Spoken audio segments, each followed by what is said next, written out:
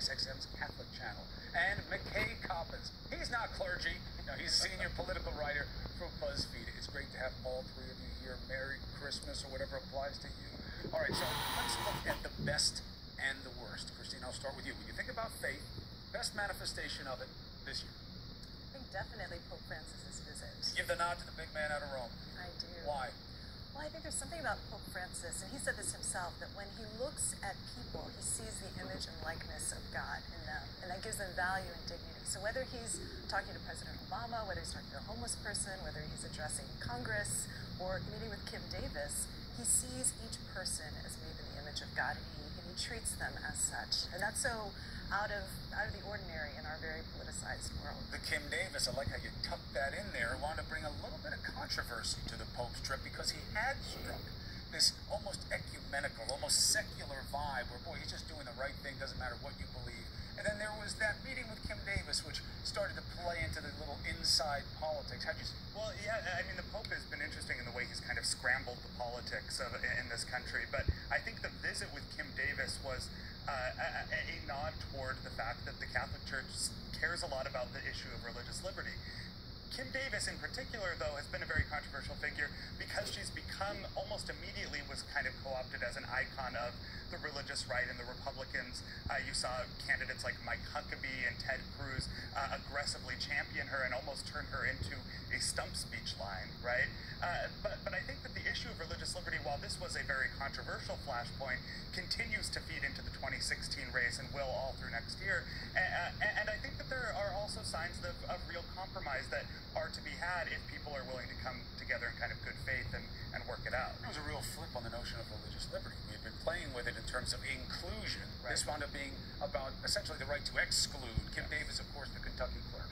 You remember she didn't want to deal with gay marriage. So, Father, that brings us to you. The worst manifestation of faith. What do you see out there where you're like, wow, this is not good for the world of faith? Sure, any kind of fundamentalism. It's clear. Obviously, I mean, what we've seen since the stage was June 2014 now, the threat of ISIS. But Pope Francis talked about this not too long ago. Any kind of fundamentalism in the name of God, especially with murder, is blasphemous. Your brothers and sisters, some of them within the Christian faith, yes, Catholic faith, do not like to hear that. They say the Muslims are different. They're different than us. Christians don't do that. What do you tell people? We're all people of goodwill, and we're all people who are children of God. I mean, that's what we truly believe. If we believe in the one God who created us all, who's got the whole thing going, so to speak. And as we view him as a merciful Father, that's the big thing the Catholic Church is in right now, the Extraordinary Jubilee Year of Mercy. And for example, we have Christians in the Middle East who are finding it a place where they can't live necessarily anymore. So, but we have to look at everybody as children of God. But Christine, we are dealing with this as a culture right now. Whether it's President Obama and what he decides to call terror, not saying the word Islamist or Islamism or Islamic. What do you tell people when they say Christians don't run around killing people in the name of Christianity the way Muslims do? They're different. I mean, I would say the primary thing is I always go back to Alexander Solzhenitsyn's great quote about how he says the line between good and evil doesn't run through religions, it doesn't run between religions or between nation states, but through every single human heart. And I think that there can be a lack of humility on the part of Christians when we say, well, there's a good us and a bad them. And to me, that feels like a lack of self-awareness about the reality of sin in our own hearts, and that it's not a Muslim or a Christian thing, it's a human thing. And so I feel like with that, there should be some kind of understanding and a graciousness towards each other, knowing that we're all kind of just trying to do the best that we can. High bar when people deal with fear and anxiety and terror. What do you think needs to happen in terms of bridging this gap of understanding what is about faith versus what is simply a perversion of faith? Well, I think that, and no matter what faith you come from, you can find historical examples of your faith being perverted and turned evil, right?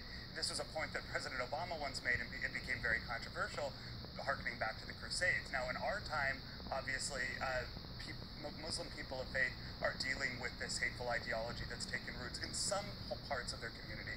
But I think that one thing that can happen that hopefully would bring people together is if Christians and people of all faiths were able to reach out to Muslim people. I think we've actually seen an interesting example of that in Texas with the Syrian refugee crisis, where you saw a lot of Christian religious organizations defy the conservative politicians in their state and take Syrian refugees in and say that we want to help these people regardless of what the kind of the pulpit pounders and the conservative political world are saying. We want to help these people, and they cite religious liberty as their right to do it. I think that the more we see that, we see religious organizations, whether they're conservative or liberal or in the middle, reach out to Muslims. I think that will help to bridge the gap.